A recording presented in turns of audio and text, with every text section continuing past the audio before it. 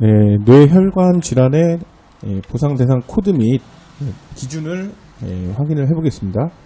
이 뇌질환을 이제 진단비 형태로 보상하는 보험은 굉장히 다양한데, 뇌출혈, 뇌경색, 뇌졸중 여러 가지가 있고, 이런 이제 이름이 같더라도 이제 해당 이제 내용을 보면 이렇게 코드가 좀 차이가 있거나 기준이 차이가 있거나 이런 상황이 굉장히 이제 다양하게 발생을 합니다. 그래서 정확한 기준을 찾기 위해서는 내가 가입한 보험의 기준을 봐야 됩니다. 오늘 설명드릴 내용은 일반적인 기준을 이제 설명을 하는 거지만, 일반적인 기준이 내가 가입한 보험이 아니다 그러면은 아무 소용이 없기 때문에 이 내가 가입한 보험의 약관을 찾아보는 것이 가장 정확하고 좋은 방법입니다. 그래서 일반적으로 이제 그 뇌질환 관련된 특약은 뇌출혈인 I60에서 62까지 보상하는 뇌출혈이 있고, I60에서 66까지 보상하는 뇌졸중이 있고요. 64는 제외가 됩니다. 그리고 I60에서 69까지 이제 보상 대상이 되는 이 뇌혈관 질환이 있습니다. 그래서 뇌혈관 질환이 있는데, 이런 이제 진단 코드만 있으면 이게 이제 무조건 된다 이렇게 이제 생각하시는 가입자분들이 많은데, 그렇지가 않고, 저런 코드가 있어도 예외적으로 이제 면책 사유를 정해놨거나 그 다음에 이 기본적인 보상 기준에 부합하지 않는 그런 청구권은 지급 처리가 이제 거절이 되고 있습니다.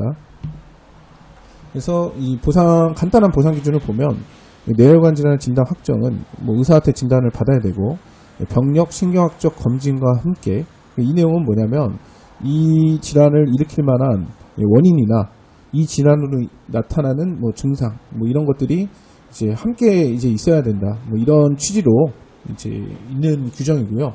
그다음에 CT, MRI 이런 것들에 대한 정밀 검사 결과가 일치하게 있어야 된다. 이런 내용이고, 그 다음에 그게 지금 옛날부터 있었던 게 아니다. 발병 당시에 새롭게 출현함을 근거로 해야 된다. 좀 말이 좀 어렵다고 느끼실 수가 있는데, 간단하게 보면 이 뇌혈관 질환에 원인이 있어야 되고, 이거를 일으킬 만한 원인이 있어야 되고, 이걸로 인해서 나타난 증상이 있어야 되고, 이걸로 인해서 이제 병원 가서 정밀 검사 받는 건 당연한 거고요. 이 정밀 검사 결과에서 이 질환에 대한 진단을 내릴 수 있는 소견이 반드시 있어야 됩니다. 그리고 그 소견이 발병 당시에 새롭게 출현함을 근거로 해야 된다. 이 내용은 뭐냐면, 예를 들어서 머리가 많이 아파서 이제 갔는데, 의사 선생님께서 이 두통이 어떤 걸로 왔는지 이런 정밀 검사를 했습니다. 근데 초기 진단은 뇌경색으로 이렇게 진단을 내렸는데, 찍어 보니까 옛날에 지나간 흔적이 있고, 두통의 원인은 다른 것 때문에 발생한 거였다. 이러면은 진단서에는 이 코드가 있겠죠. 그런데 이 보험금 처리는 이제 안 되는 겁니다. 여기에 이제 그 발병 당시에 새롭게 출현하면 근거를 해야 된다. 이런 식의 이제 내용이 있기 때문이고, 또 아까 이제 본 여기 코드 분류표 상에서도 이렇게 이제 이 코드를 의사 선생님이 부여한다 하더라도 부여할 수 있습니다. 그런데 이거는 S 코드로 분류가 되는 외상성 뇌출혈이라든지 혈관성 치매, 그 다음에 무증상성 열공성 뇌경색, 이런 것들은 I 코드나 F 코드 이런 것들로 이제 분류가 될 수 있는데, 이런 코드들은 이제 보상을 하지 않는다. 아예 이제 명문화되게 이제 규정을 해놨습니다. 그래서 이런 약관 기준에 따라서도 이제 부지급 처리가 가능합니다. 그래서 이제 가입자분들은 진단 청구를 하면은 이제 보험사가 그냥 진단서만 보고 처리할 것이다 이렇게 생각하는 분들이 굉장히 많은데, 실제 실무는 그렇게 되는 경우가 아예 없고, 이런 판독 결과상 이 질환으로 진단 내릴 수 있는지 이런 것들을 보게 되는 거고요. 그리고 의사의 진단이 좀 부적합하다, 그리고 이거를 부정할 수 있을 만한 가능성이 있다, 이러면은 이제 현장 심사나 자문 이런 것들을 진행을 해서 이제 보상 분쟁이 이제 발생합니다. 그래서 케이스를 한번 보면, 뇌경색증으로 진단해서 입원까지 하고 이제 진단금을 청구를 했는데, 소아사정 결과는 뇌졸중 진단이랑 이거는 부지급이다. 입원비랑 이런 것만 준 거고, 이 뇌졸중 자체에 이 뇌경색 자체를 인정을 하지 않았습니다. 그 이유는 담당 의사 소견상 이제 뇌경색 추정 소견이라는 게 있었고, 그 다음에 의료자문 결과상에는 뇌혈관에 이상 소견이 없고 영구적인 신경적 결손이 확인되지 않는다. 이런 취지로 이제 면책을 한 거죠. 그 아까 약관에서 이제 나온 내용들에 보면은 어떻게 보면은 지금 여기 주장하는 내용들이 약관에 이제 있지도 않은 내용이다 이렇게 이제 생각하실 수가 있는데, 이 대법원 판결에 이제 근거해서 이런 주장을 하게 되는 겁니다. 뭐 뇌경색만 그런 게 아니라 뇌출혈이나 뭐 동맥 협착증 뭐 이런 것들도 계속 이런 식의 분쟁이 많이 생기고 있습니다. 그래서 이 케이스도 이제 안내문인데 보험금 지급 사유에 해당하지 않는다. 부득이하게 부지급 처리된다. 그 이유를 보면 의료자문을 시행했는데 뇌출혈로 확진은 가능하지만 신경학적 결손이 없다. 뭐 아까 약관 기준에 이런 내용이 없었죠. 그럼에도 이 대법원 판결에서 한번 다뤄졌던 내용이라서 이런 식의 주장을 계속 하게 되는 겁니다. 보험사가 승소한 판결이고요. 그리고 뇌출혈이 아니다.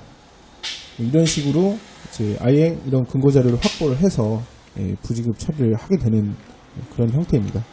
그래서 간단하게 이제 이 보상 기준은 약관에서 이제 있는 내용도 있지만 이런 뭐 실무적인 기준들도 이제 실제 청구권에서는 다 따지게 되고, 단순하게 이제 진단서에 작성된 병명이나 코드 이런 것만 가지고 심사하는 경우는 없다고 보시면 됩니다.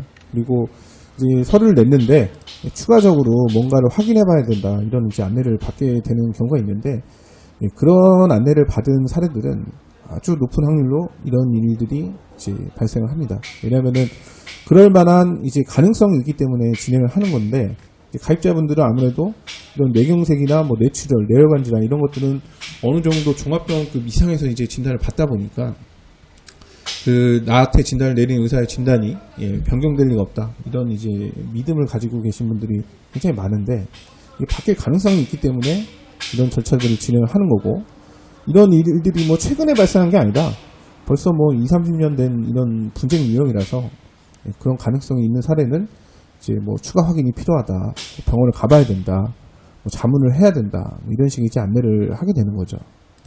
그래서 뇌혈관 질환이나 뭐 다른 뇌질환이나 뭐 보험금 분쟁에 대비를 하기 위해서는 실제 이제 보험사가 하고 있는 이런 보상 심사 절차라든지 기준 이런 것들에 내가 뭐 문제가 될 만한 내용들이 없는지 한번 따져본 후에 이제 청구를 하는 게 좋고, 뭐 지금은 이제 부지급이 일어난 이런 내용들만 말씀을 드렸지만 실제로 뭐 문제가 없는 케이스도 있기 때문에 그런 케이스는 이제 가입자가 그냥 편하게 청구를 하면 되지만, 문제가 있는 케이스들은 추가적인 이런 뭐 입증이나 이런 것들이 없이는 뭐 이런 식의 결과가 나오기 때문에 그런 것들은 분쟁의 대비가 필요한 사례들입니다.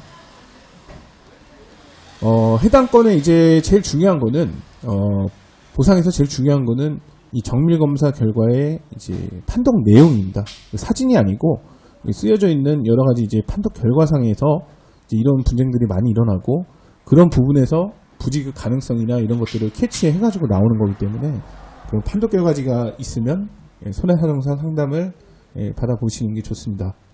감사합니다.